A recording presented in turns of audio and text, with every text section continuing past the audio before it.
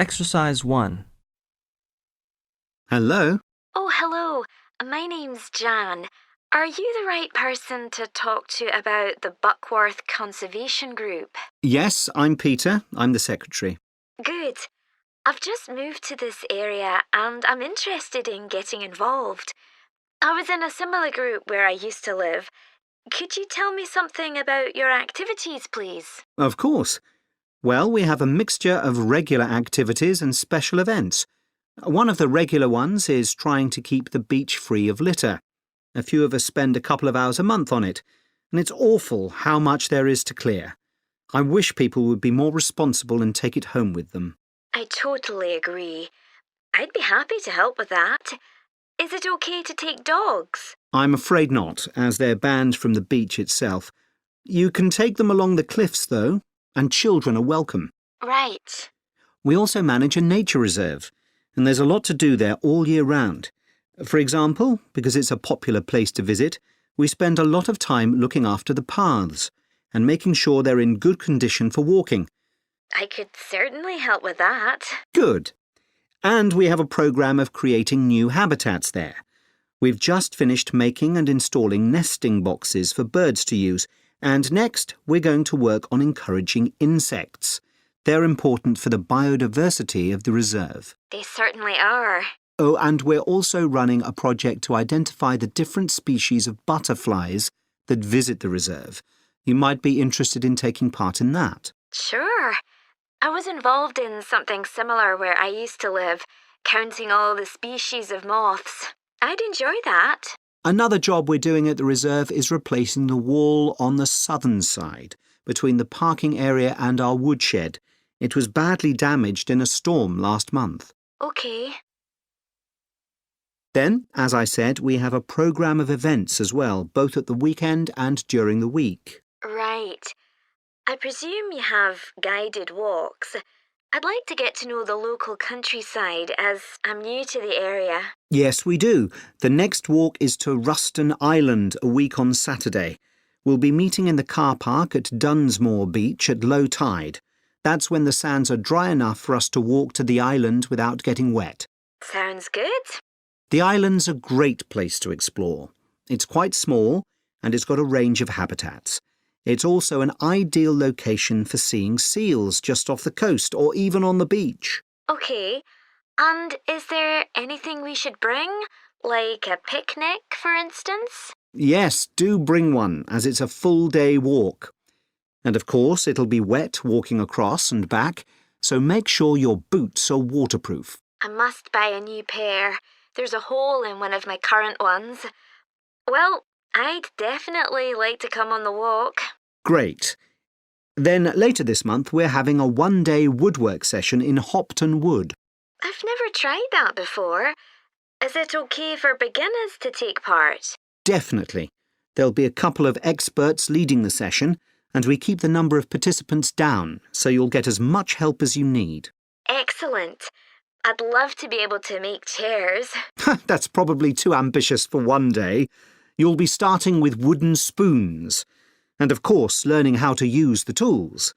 And anything you make is yours to take home with you. That sounds like fun. When is it? It's on the 17th from 10 a.m. until 3. There's a charge of £35, including lunch, or £40 if you want to camp in the wood. I should think I'll come home the same day. Well, I'd certainly like to join the group. It sounds like you've got... Exercise 2. So, hello everyone. My name's Lou Miller, and I'm going to be your tour guide today as we take this fantastic boat trip around the Tasmanian coast. Before we set off, I just want to tell you a few things about our journey. Our boats aren't huge, as you can see. We already have 3 staff members on board, and on top of that, we can transport a further 15 people, that's you, around the coastline. But please note, if there are more than 9 people on either side of the boat, we'll move some of you over. Otherwise, all 18 of us will end up in the sea.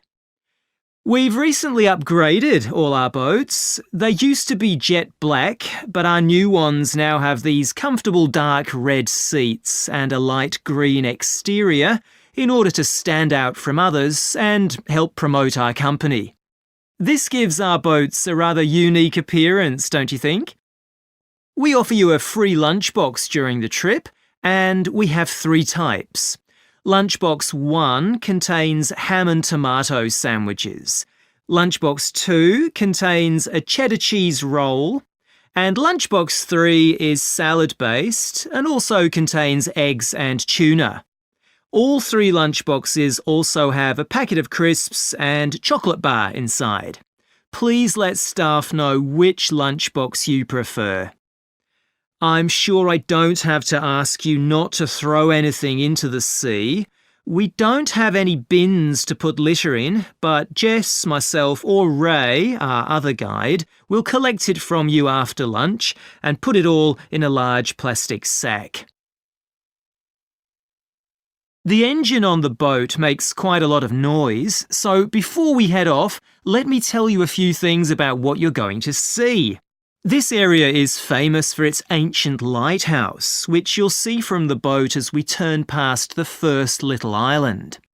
It was built in 1838 to protect sailors, as a number of shipwrecks had led to significant loss of life. The construction itself was complicated, as some of the original drawings kept by the local council show. It sits right on top of the cliffs in a very isolated spot. In the 19th century, there were many jobs there, such as polishing the brass lamps, chopping firewood, and cleaning windows that kept lighthouse keepers busy. These workers were mainly prison convicts until the middle of that century, when ordinary families willing to live in such circumstances took over. Some of you have asked me what creatures we can expect to see. I know everyone loves the penguins, but they're very shy and unfortunately tend to hide from passing boats. But you might see birds in the distance, such as sea eagles, flying around the cliff edges where they nest. When we get to the rocky area inhabited by fur seals, we'll stop and watch them swimming around the coast. They're inquisitive creatures, so don't be surprised if one pops up right in front of you. Their predators, orca whales, hunt along the coastline too, but spotting one of these is rare. Dolphins, on the other hand, can sometimes approach on their own or in groups as they ride the waves beside us. Lastly, I want to mention the caves. Tasmania is famous for its caves, and the ones we'll pass by are so amazing that people are lost for words when they see them. They can only be approached by sea, but if you feel that you want to see more than we're able to show you, then you can take a kayak into the area on another day, and one of our staff will give you more information on that. What we'll do is to go through a narrow channel past some incredible rock formations, and from there we'll be able to see the openings to the caves, and at that point we'll talk to you about what lies beyond.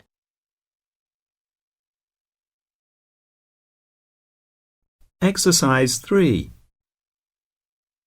So, Tim, we have to do a short summary of our work experience on a farm. Right. My farm was great, but arranging the work experience was hard. One problem was it was miles away and I don't drive. And also, I'd really wanted a placement for a month, but I could only get one for 2 weeks. I was lucky. The farmer let me stay on the farm, so I didn't have to travel. But finding the right sort of farm to apply to wasn't easy. No, they don't seem to have websites, do they? I found mine through a friend of my mother's, but it wasn't easy. No. My farm was mostly livestock, especially sheep. I really enjoyed helping out with them. I was up most of one night helping a sheep deliver a lamb. On your own? No, the farmer was there, and he told me what to do. It wasn't a straightforward birth, but I managed. It was a great feeling to see the lamb stagger to its feet and start feeding almost straight away, and to know that it was okay. Then another time, a lamb had broken its leg, and they got the vet in to set it, and he talked me through what he was doing. That was really useful. Yes, my farm had sheep too. The farm was in a valley and they had a lowland breed called Suffolks, although the farmer said they'd had other breeds in the past. So were they bred for their meat? Mostly, yes. They're quite big and solid. My farm was up in the hills, and they had a different breed of sheep. They were Cheviots. Oh, I heard their wool's really sought after. Yes, it's very hard wearing, and they use it for carpets. Right. I was interested in the amount of supplements they add to animals' feed nowadays. Like, even the chickens got extra vitamins and electrolytes in their feed. Yes, I found that too. And they're not cheap. But my farmer said some are overpriced for what they are, and he didn't give them as a matter of routine, just at times when the chickens seemed to particularly require them. Yes, mine said the same. He said certain breeds of chickens might need more supplements than the others, but the cheap and expensive ones are all basically the same. So, did your farm have any other livestock, Diana? Yes, dairy cows. I made a really embarrassing mistake when I was working in the milk shed. Some cows had been treated with antibiotics, so their milk wasn't suitable for human consumption, and it had to be put in a separate container. But I got mixed up, and I poured some milk from the wrong cow in with the milk for humans, so the whole lot had to be thrown away. The farmer wasn't too happy with me. I asked my farmer how much he depended on the vet to deal with health problems. I'd read reports that the livestock's health is being affected as farmers are under pressure to increase production. Well, he didn't agree with that, but he said that actually some of the stuff the vets do, like minor operations, he'd be quite capable of doing himself. Yeah, my farmer said the same, but he reckons vet skills are still needed. Now we've got to give a bit of feedback about last term's modules. Just short comments, apparently. Shall we do that now? OK, so medical terminology. Well, my heart sank when I saw that, especially right at the beginning of the course, and I did struggle with it. I thought it'd be hard, but actually I found it all quite straightforward. What did you think about diet and nutrition? OK, I suppose.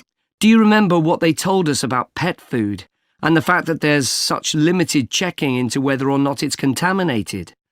I mean, in comparison with the checks on food for humans, I thought that was terrible. I think the module that really impressed me was the animal disease one, when we looked at domesticated animals in different parts of the world, like camels and water buffalo and alpaca. The economies of so many countries depend on these, but scientists don't know much about the diseases that affect them. Yes. I thought they'd know a lot about ways of controlling and eradicating those diseases, but that's not the case at all. I loved the wildlife medication unit. Things like helping birds that have been caught in oil spills. That's something I hadn't thought about before. Yeah, I thought I might write my dissertation on something connected with that. Right. So, actually, I was thinking something along the same lines.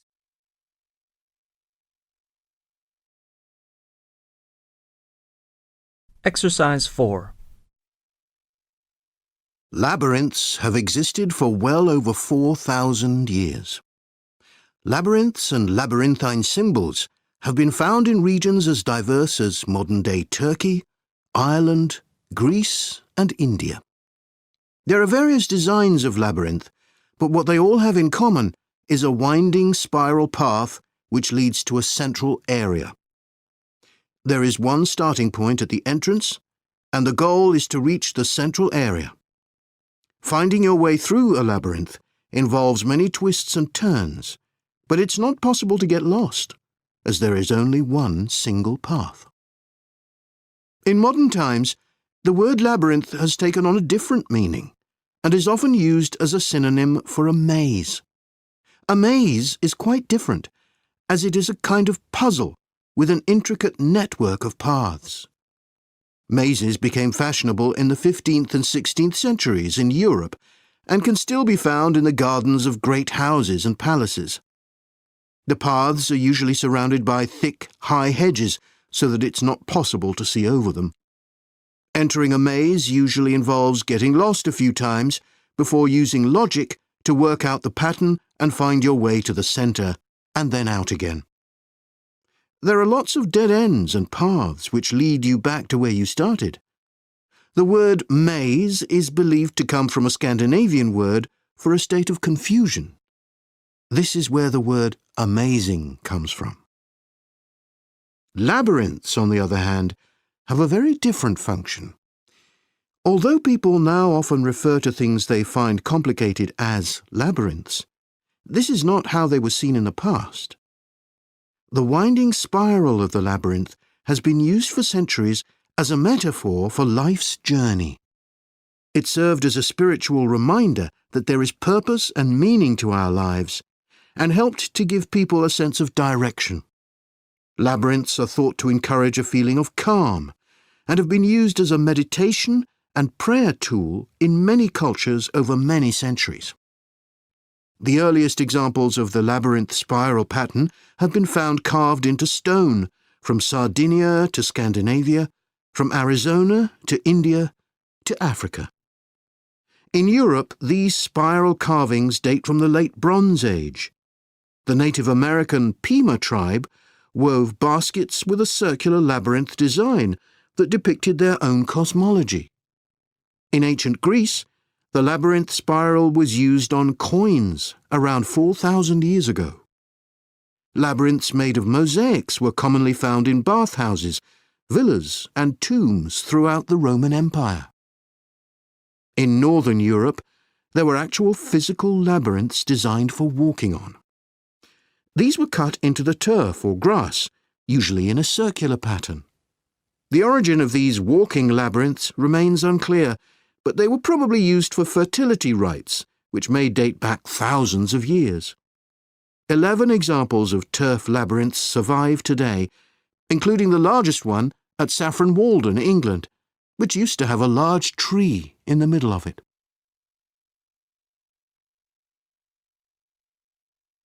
More recently, labyrinths have experienced something of a revival. Some believe that walking a labyrinth promotes healing and mindfulness, and there are those who believe in its emotional and physical benefits, which include slower breathing and a restored sense of balance and perspective. This idea has become so popular that labyrinths have been laid into the floors of spas, wellness centres, and even prisons in recent years. A pamphlet at Colorado Children's Hospital informs patients that walking a labyrinth can often calm people in the midst of a crisis. And apparently, it's not only patients who benefit. Many visitors find walking a labyrinth less stressful than sitting in a corridor or waiting room. Some doctors even walk the labyrinth during their breaks. In some hospitals, patients who can't walk can have a paper finger labyrinth brought to their bed. The science behind the theory is a little sketchy, but there are dozens of small-scale studies which support claims about the benefits of labyrinths. For example, one study found that walking a labyrinth provided short-term calming, relaxation and relief from anxiety for Alzheimer's patients. So what is it about labyrinths that makes their appeal so universal? Well, Exercise 5. Hello, Jane Fairbanks speaking. Oh, good morning. My name's Frank Pritchard. I've just retired and moved to Southo. I'd like to become a volunteer, and I gather you coordinate voluntary work in the village? That's right. What sort of thing could I do? Well, we need help with the village library. We borrow books from the town library, and individuals also donate them. So one thing you could do is get involved in collecting them, if you've got a car, that is. Yes, that's no problem. The times are pretty flexible, so we can arrange it to suit you. Oh, another thing is the records that we keep of the books we're given, and those we borrow and need to return to the town library. It would be very useful to have another person to help keep them up to date. Right. I'm used to working on a computer. I presume they're computerized? Oh, yes. Is the library purpose-built? I haven't noticed it when I've walked around the village. No, we simply have the use of a room in the village hall. The West Room. It's on the left as you go in. I must go and have a look inside the hall. Yes, it's a nice building. Do you run a lunch club in the village for elderly people? I know a lot of places do. Yes, we have a very successful club. I could help with transport, if that's of any use. Oh, definitely. People come to the club from neighbouring villages, and we're always in need of more drivers. And does the club have groups that focus on a particular hobby too? I could get involved in one or two, particularly if there are any art groups. Excellent. I'll find out where we need help and get back to you. Fine. What about help for individual residents? Do you arrange that at all? Yes, we do it as a one-off. Oh, in fact, there's Mrs. Carroll. She needs a lift to the hospital next week, and we're struggling to find someone. When's her appointment? On Tuesday. It would take the whole morning. I could do that. Oh, that would be great. Thank you. And also next week, we're arranging to have some work done to Mr. Salisbury's house before he moves, as he isn't healthy enough to do it himself. We've got some people to decorate his kitchen, but if you could do some weeding in his garden, that would be wonderful.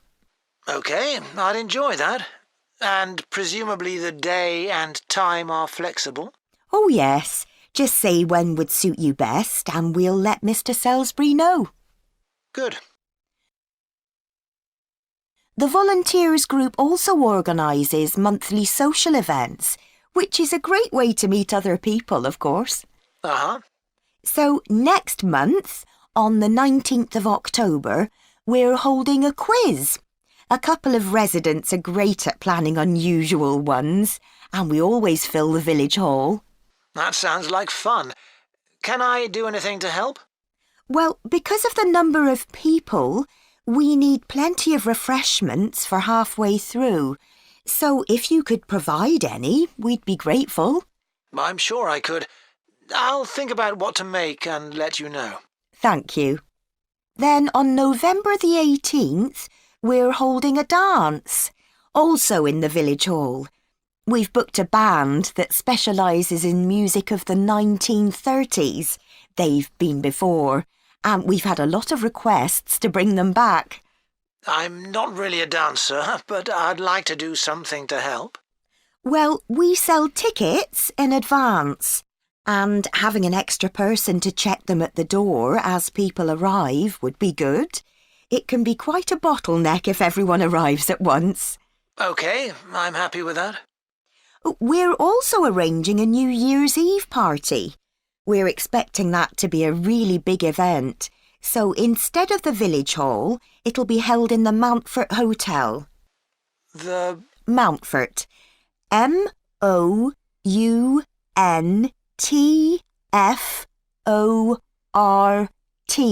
Hotel. It isn't in SuSu itself, but it's only a couple of miles away. The hotel will be providing dinner, and we've booked a band. The one thing we haven't got yet is a poster. That isn't something you could do by any chance, is it? Well, actually, yes. Before I retired, I was a graphic designer, so that's right up my street. Oh, perfect. I'll give you the details, and then perhaps you could send me a draft? Of course.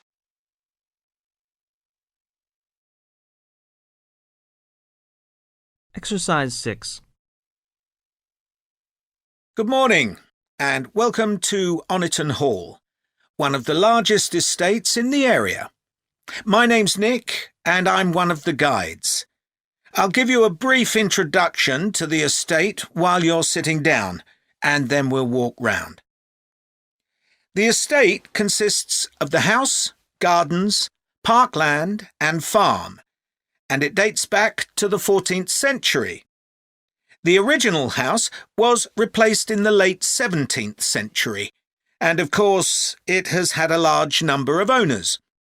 Almost all of them have left their mark, generally by adding new rooms, like the ballroom and conservatory, or by demolishing others. The farm looks much as it's always done, although the current owner has done a great deal of work to the flower beds. In the 17th century, the estate was owned by a very wealthy man called Sir Edward Downes. His intention was to escape from the world of politics after years as an active politician, and to build a new house worthy of his big collection of books, paintings and sculptures. He broke off contact with his former political allies and hosted meetings of creative and literary people, like painters and poets. Unusually for his time, he didn't care whether his guests were rich or poor, as long as they had talent. Big houses like Oniton had dozens of servants until the 1920s or 30s, and we've tried to show what their working lives were like. Photographs, of course, don't give much of an idea, so instead, as you go round the house, you'll see volunteers dressed up as 19th century servants going about their work. They'll explain what they're doing and tell you their recipes or what tools they're using. We've just introduced this feature to replace the audio guide we used to have available. I see there are a number of children here with you today. Well, we have several activities specially for children, like dressing up in the sorts of clothes that children wore in the past. And as it's a fine day, some of you will probably want to play in the adventure playground. Our latest addition is child-sized tractors that you can drive around the grounds. We'll also be going into the farm that's part of the estate, where there's plenty to do. Most of the buildings date from the 18th century, so you can really step back into an agricultural past.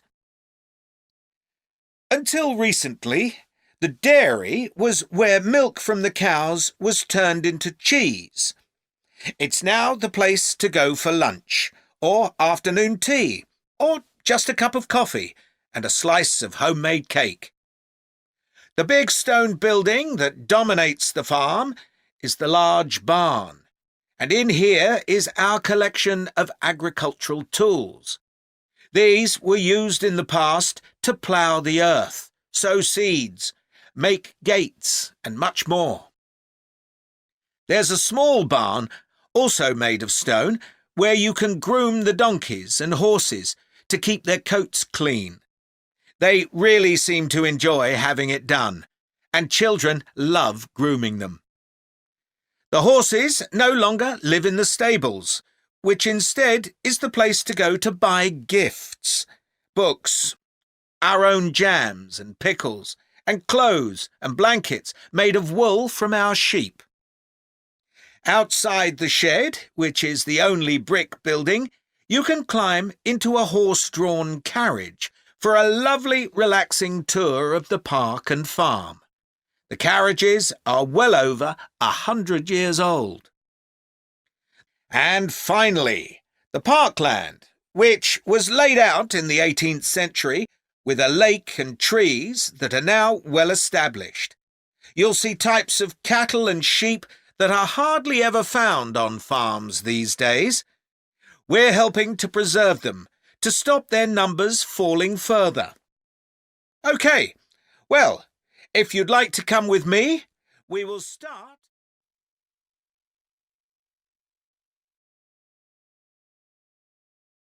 Exercise 7.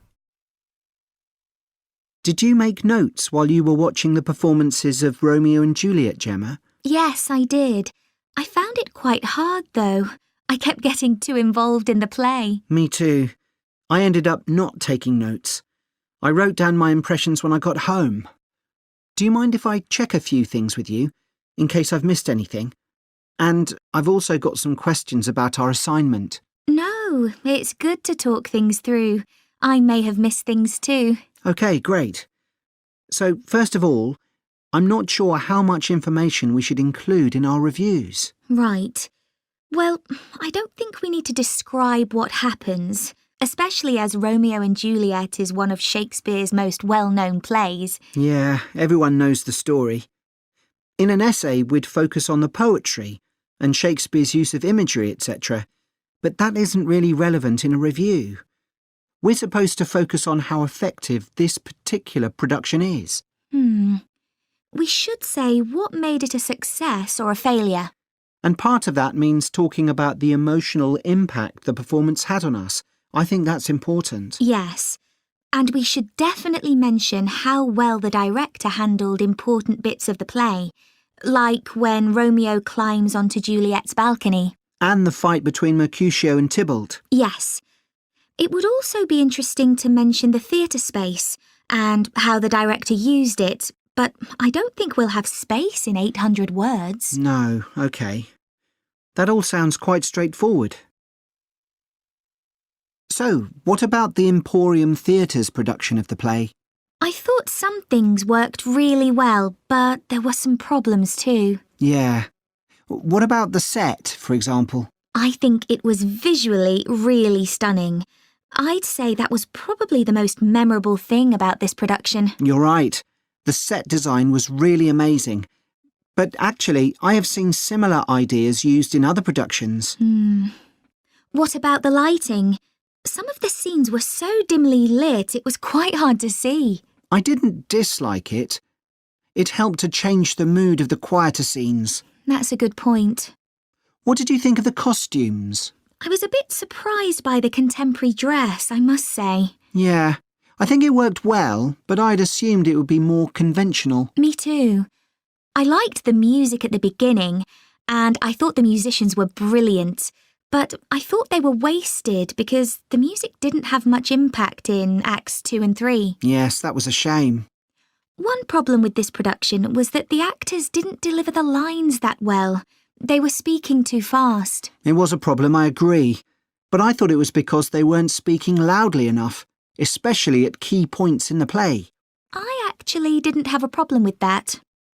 It's been an interesting experience watching different versions of Romeo and Juliet, hasn't it? Definitely. It's made me realise how relevant the play still is. Right. I mean, a lot's changed since Shakespeare's time, but in many ways nothing's changed. There are always disagreements and tension between teenagers and their parents. Yes, that's something all young people can relate to, more than the violence and the extreme emotions in the play. How did you find watching it in translation? Really interesting. I expected to find it more challenging, but I could follow the story pretty well. I stopped worrying about not being able to understand all the words and focused on the actors' expressions. The ending was pretty powerful. Yes, that somehow intensified the emotion for me. Did you know Shakespeare's been translated into more languages than any other writer? What's the reason for his international appeal, do you think? I was reading that it's because his plays are about basic themes that people everywhere are familiar with. Yeah, and they can also be understood on different levels. The characters have such depth. Right, which allows directors to experiment and find new angles. That's really important because...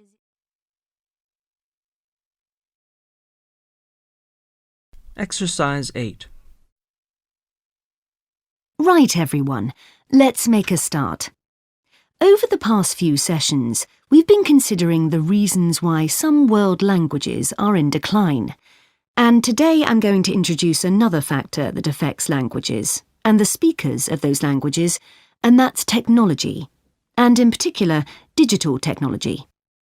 In order to illustrate its effect, I'm going to focus on the Icelandic language, which is spoken by around 321,000 people, most of whom live in Iceland, an island in the North Atlantic Ocean. The problem for this language is not the number of speakers, even though this number is small, nor is it about losing words to other languages, such as English. In fact, the vocabulary of Icelandic is continually increasing, because when speakers need a new word for something, they tend to create one, rather than borrowing from another language. All this makes Icelandic quite a special language. It's changed very little in the past millennium, yet it can handle 21st century concepts related to the use of computers and digital technology. Take, for example, the word for web browser. This is vafri in Icelandic, which comes from the verb to wander.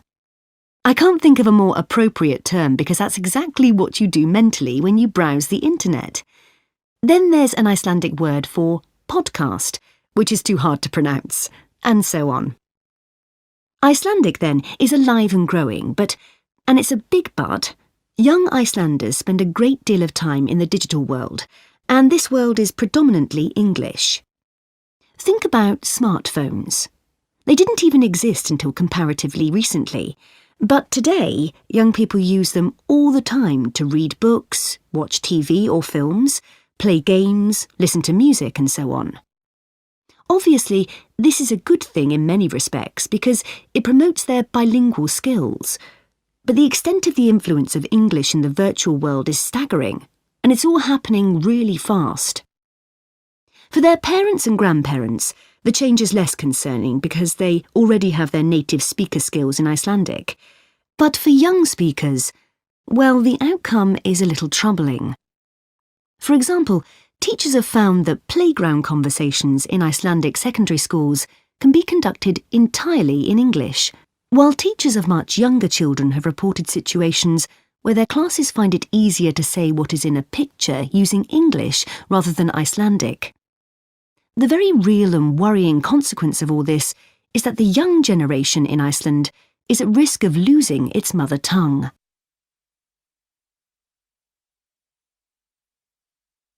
Of course, this is happening to other European languages too. But while internet companies might be willing to offer, say, French options in their systems, it's much harder for them to justify the expense of doing the same for a language that has a population the size of a French town, such as Nice. The other drawback of Icelandic is the grammar, which is significantly more complex than in most languages. At the moment, the tech giants are simply not interested in tackling this. So, what is the Icelandic government doing about this? Well, large sums of money are being allocated to a language technology fund that it is hoped will lead to the development of Icelandic-sourced apps and other social media and digital systems. But clearly this is going to be an uphill struggle. On the positive side, they know that Icelandic is still the official language of education and government. It has survived for well over 1,000 years, and the experts predict that its future in this nation-state is sound and will continue to be so. However, there's no doubt that it's becoming an inevitable second choice in young people's lives. This raises important questions. When you consider how much of the past is tied up in a language, will young Icelanders lose their sense of their own identity? Another issue that concerns the government of Iceland is this. If children are learning two languages through different routes, neither of which they are fully fluent in, will they be able to express themselves properly?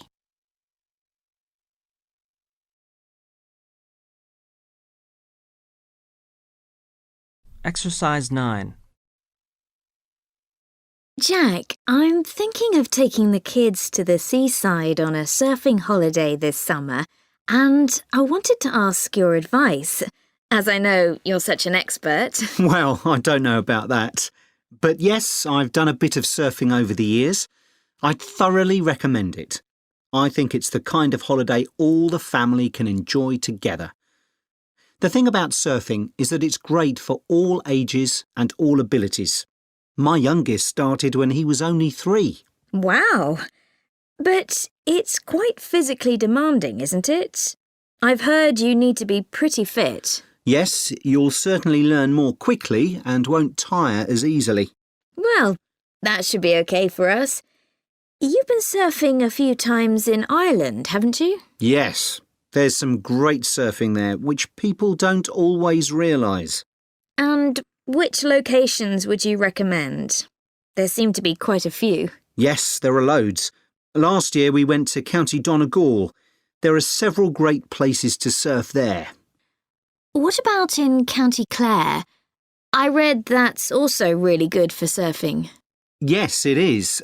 I've been there a few times. Most people go to Luyện. My kids love it there. The waves aren't too challenging and the town is very lively. Are there good hotels there? Yes, some very nice ones. And there are also a few basic hostels and campsites. It's great if you need lessons, as the surf schools are excellent. Sounds good. Yes, and there's lots to see in the area, like those well-known cliffs. I've forgotten the name of them. Oh, don't worry. I can look them up. I've also been surfing in County Mayo, which is less well known for surfing, but we had a really good time. That was a few years ago when the kids were younger.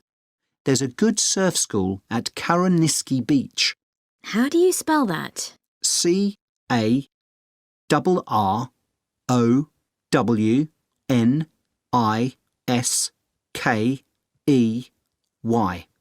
Okay. I put the kids into the surf camp they run during the summer for 10 to 16-year-olds. Oh, right. How long was that for? 3 hours every day for a week. It was perfect. They were so tired out after that. I can imagine. One thing we did while the kids were surfing was to rent some kayaks to have a look around the bay, which is nearby. It's really beautiful. Oh, I'd love to do that. Now, the only time I went to Ireland, it rained practically every day. Yes, that can be a problem.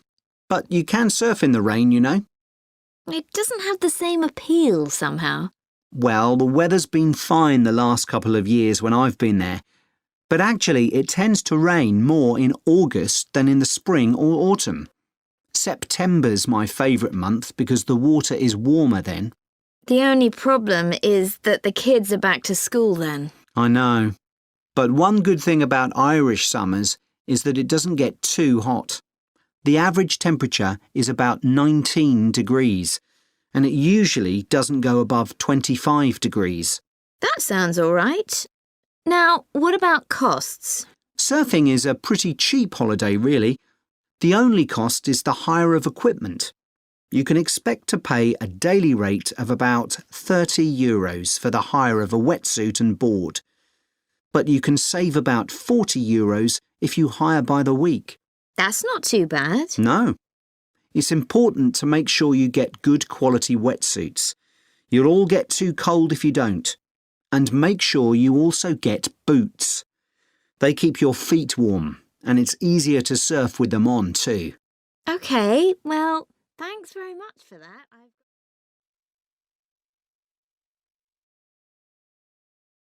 Exercise 10. Good afternoon. My name's Mrs. Carter, and I run the before and after school extended hours childcare service. I hope you've had a chance to have a good look around the school and talk to staff and pupils. I know that many of you are interested in using our childcare service when your child joins the school, and perhaps you already know something about it. But for those that don't, I'll go through the main details now. We offer childcare for children from the ages of 4 to 11, both before and after school. I know that many parents who work find this service invaluable. You can leave your child with us, safe in the knowledge that they will be extremely well cared for. We are insured to provide care for up to 70 children, although we rarely have this many attending at any one session. I think we generally expect around 50 to 60 children for the afternoon sessions, and about half that number for the breakfast sessions. Although we currently do have 70 children registered with us, not all of these attend every day. It's 10 years since we began offering an extended hours service, and we've come a long way during that time. When we first opened, we only had about 20 children attending regularly. We try to keep our costs as low as we can, and we think we provide very good value for money. For the afternoon sessions, which run from 3:30 until 6 p.m, it's £7.20. But if you prefer, you can pay for 1 hour only, which costs £3.50, or 2 hours, which costs £5.70. The cost of the childcare includes food and snacks. They'll be given breakfast in the morning and in the afternoon, a healthy snack as soon as they finish school. At 5 p.m, children are given something more substantial, such as pasta or a casserole. Please inform us of any allergies that your child might have, and we'll make sure they're offered a suitable alternative. As you may know, the childcare service runs through the school holidays from 8 a.m. to 6 p.m. We offer a really varied and exciting programme to keep the children entertained. We don't want them to feel as if they are still at school. It will also feel different because they'll get the chance to make new friends with children from other schools. Spaces are available for them because a lot of our term time children don't always attend during the holiday. In the past, parents have asked if children over the age of 11 are allowed to come with their younger brothers and sisters, but I'm afraid we're unable to do this because of the type of insurance we have. So now let me tell you about some of the activities that your child can do during the after-school sessions. As well as being able to use the playground equipment, computers, and the library, there is usually at least one special activity that children can do each day. For example, Spanish. We have a specialist teacher coming in every Thursday to give a basic introduction to the language through games and songs. She does 2 sessions, one for the over 8s and one for the younger children. This is the only activity which we have to make an extra charge for, but it's well worth it. Once a week, the children have the opportunity to do some music. We're very lucky that one of our staff is a member of a folk band. On Mondays, she teaches singing and percussion to groups of children. We do rely on parental support for this, so if any of you sing or play an instrument and would be prepared to help out at these sessions, we'd be delighted. Painting continues to be one of the most popular activities.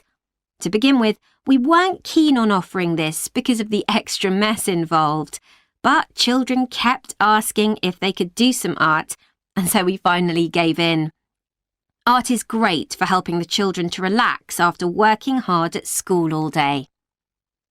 Yoga is something that we've been meaning to introduce for some time, but haven't been able to find anyone available to teach it. Until now, that is. So we'll see how this goes. Hopefully, children will benefit in all sorts of ways from this. Cooking is another popular activity. They make a different sort of cake or pizza or bread each week. Although the younger children love doing it, we found that the mess was just too much. So we've decided to restrict this to the over 8s, as they are better able to clean up after themselves.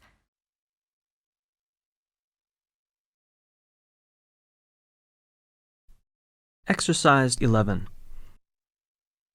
Hello, Dr. Green.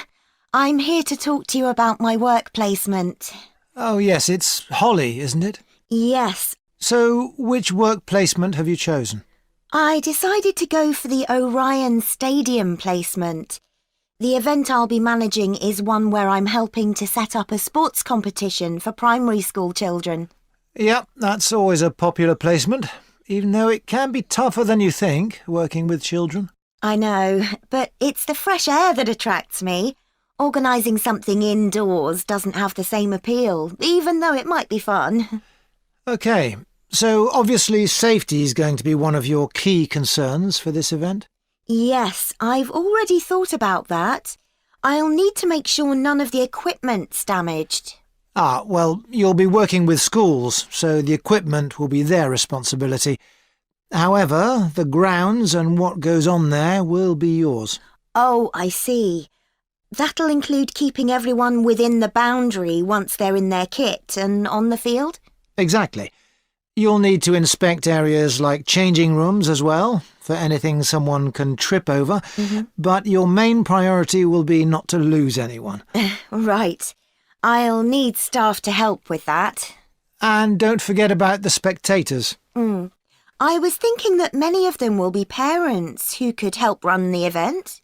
I wouldn't rely on that. They'll be more interested in filming their children than volunteering.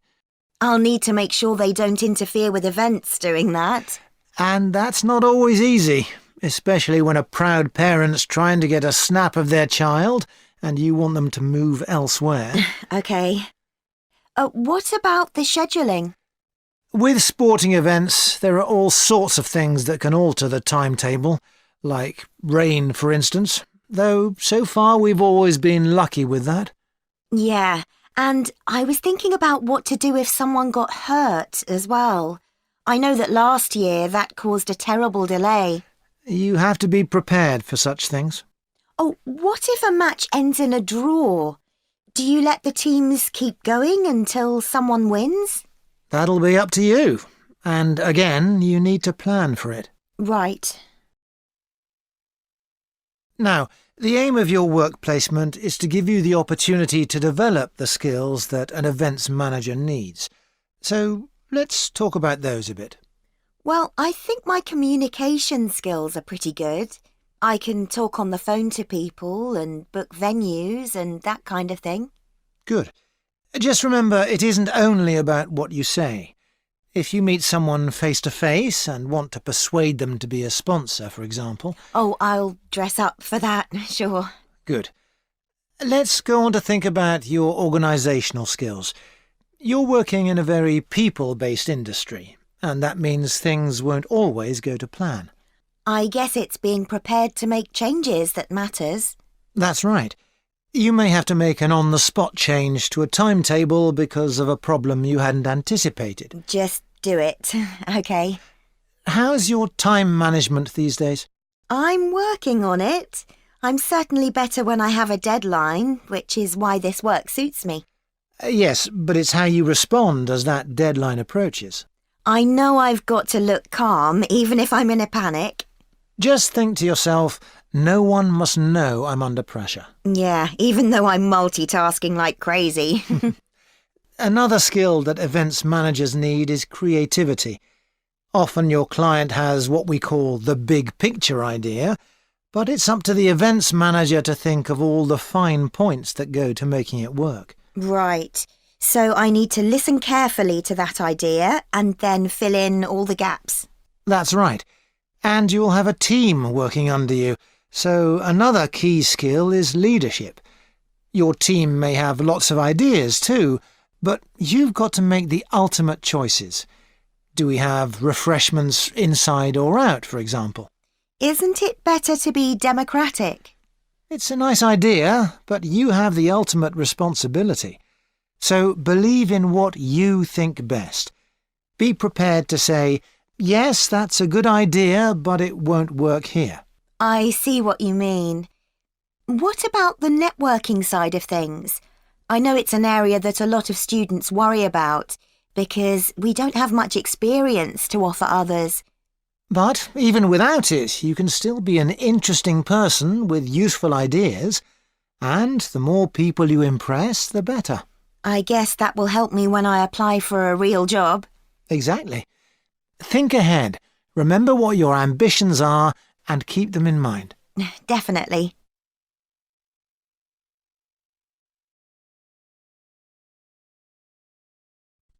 Exercise 12.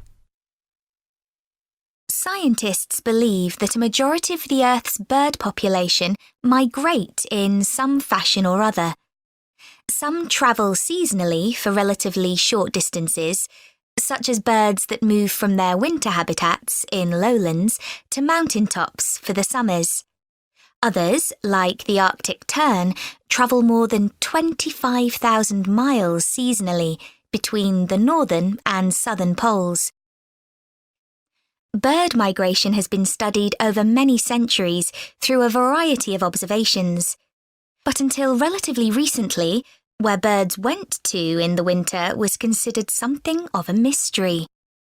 The lack of modern science and technology led to many theories that we now recognise as error-filled and even somewhat amusing. Take hibernation theory, for example. 2,000 years ago, it was commonly believed that when birds left an area, they went underwater to hibernate in the seas and oceans. Another theory for the regular appearance and disappearance of birds was that they spent winter hidden in mud till the weather changed and food became abundant again. The theory that some birds hibernate persisted until experiments were done on caged birds in the 1940s, which demonstrated that birds have no hibernation instinct. One of the earliest naturalists and philosophers from ancient Greece was Aristotle, who was the first writer to discuss the disappearance and reappearance of some bird species at certain times of year. He developed the theory of transmutation, the seasonal change of one species into another by observing redstarts and robins. He observed that in the autumn, small birds called redstarts began to lose their feathers, which convinced Aristotle that they changed into robins for the winter and back into redstarts in the summer. These assumptions are understandable, given that this pair of species are similar in shape, but are a classic example of an incorrect interpretation based on correct observations. The most bizarre theory was put forward by an English amateur scientist, Charles Morton, in the 17th century. He wrote a surprisingly well-regarded paper, claiming that birds migrate to the moon and back every year. He came to this conclusion as the only logical explanation for the total disappearance of some species.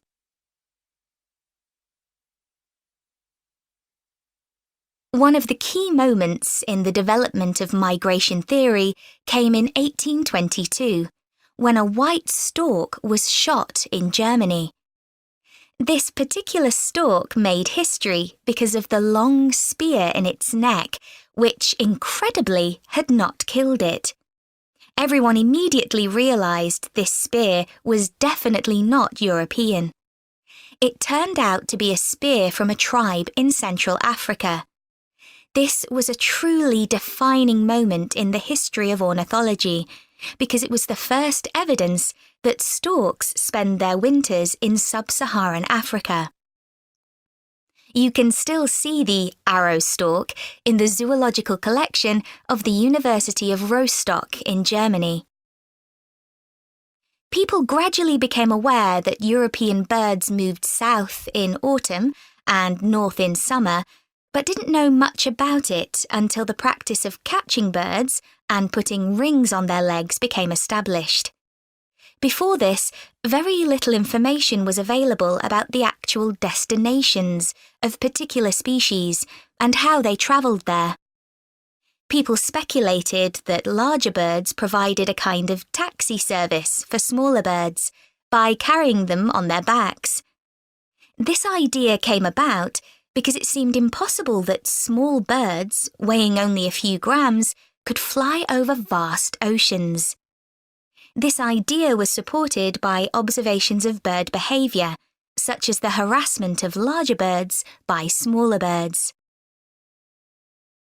The development of bird ringing by a Danish schoolteacher, Hans Christian Cornelius Mortensen, made many discoveries possible. This is still common practice today and relies upon what is known as recovery. This is when ringed birds are found dead in the place they have migrated to and identified. Huge amounts of data were gathered in the early part of the 20th century, and for the first time in history, people understood where birds actually went to in winter. In 1931, an atlas was published showing where the most common species of European birds migrated to. More recent theories about bird migration vary widely.